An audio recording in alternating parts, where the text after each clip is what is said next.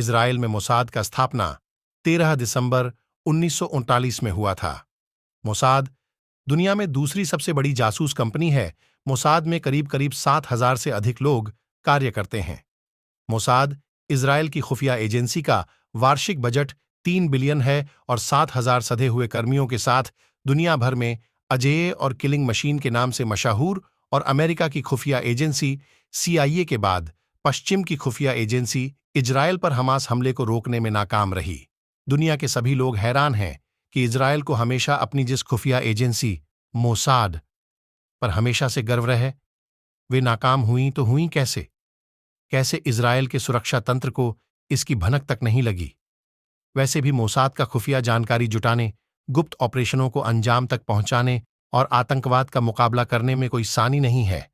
यही नहीं, गाजा में फलस्तीनियों पर इजराइल की नजर वैसे भी हमेशा बनी रहती है।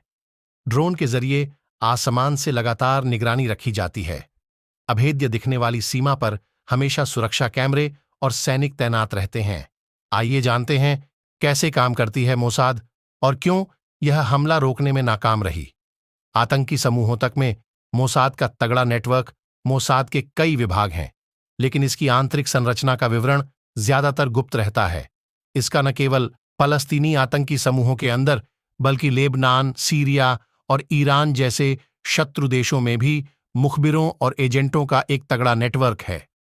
मोसाद का विशाल जासूसी नेटवर्क उसे न केवल आतंकियों के आकाओं की गतिविधियों के बारे में गहन जानकारी प्रदान करता है, बल्कि वह जरूरत पड़ने पर उनकी हत्याओं को अंजाम देने में भी नहीं चूकते।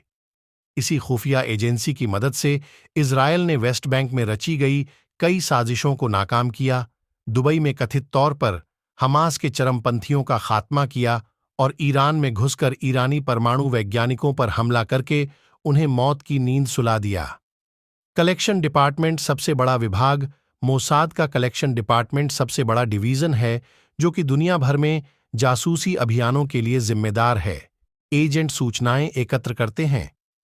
राजनीतिक कार्रवाई और संपर्क विभाग राजनीतिक गतिविधियों का संचालन करता है और वह मित्र देशों की खुफिया एजेंसियों के साथ काम करने के अलावा उन देशों के साथ भी काम करता है जिनके साथ इजरायल के औपचारिक राजनयिक संबंध नहीं हैं। मेत्साडा चलाता है हत्या और मनोवैज्ञानिक युद्ध जैसे अभियान। स्पेशल ऑपरेशंस डिवीजन, जिसे कि मेत्साडा के नाम से भी जाना जाता है, अत्यधिक संवेदनशील हत्याएं, तोड़फोड़, अर्धसैनिक और मनोवैज्ञानिक युद्ध आदि अभियान चलाता है। इसका LIP लोहामा साइकोलोगिट विभाग मनोवैज्ञानिक युद्ध, प्रोपेगंडा आदि के लिए जिम्मेदार होता है। रिसर्च और तकनीकी विभाग भी हैं। अलग से रिसर्च विभाग दैनिक स्थिति रिपोर्ट, साप्ताहिक सारांश और विस्तृत मासिक रिपोर्ट के आधार पर खुफिया रिपोर्ट तैयार करता है। इसका तकनीकी विभाग मोसाद के ऑपरेशनों को अंजाम देने के लिए एडवांस तकनीक विकसित करता है। हमास आतंकियों ने गुरिल्ला रणनीति अपनाई। गाजा इजरायल सीमा पर कैमरे, ग्राउंड मोशन सेंसर और हाईटेक सुरक्षा उपकरणों के साथ नियमित सेना की गश्त के बावजूद हमास आतंकी घुसपैठ करने में कामयाब रहे, तो इसके पीछे उनकी गुरिल्ला रणनीति रही। हमास की ओर से गाजा से इजरायल पर दागे गए हजारों राकेटों के बीच सुबह सवेरे आतंकी तारों की दीवार तोड़ते हुए न केवल जमीन से दाखिल हुए, बल्कि नावों और पैराग्लाइडरों के जरिए भी इजरायल में प्रवेश कर गए और आतंकी हमलों को अंजाम दिया।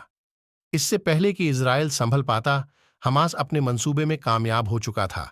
खबरें हैं कि हमास के लड़ाके घर घर जाकर हमले कर रहे थे, नागरिकों को गोली मार रहे थे या उन्हें घसीटकर अपने साथ ले जा रहे थे।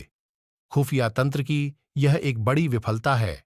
यह हमला वास्तव में यह साबित करता है कि गाजा में हमारे खुफिया तंत्र ने ठीक से काम नहीं किया।